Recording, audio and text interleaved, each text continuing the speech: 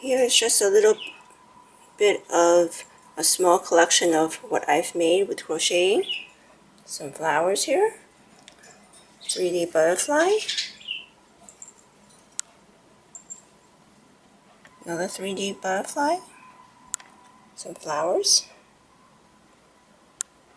and their leaves. I've been making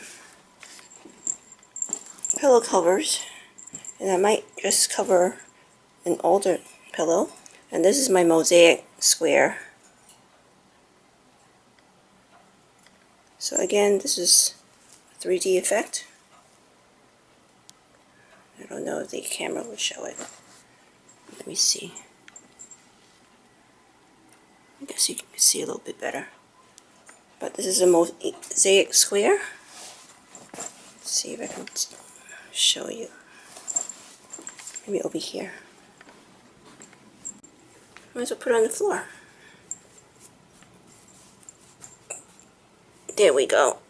It's a mosaic square.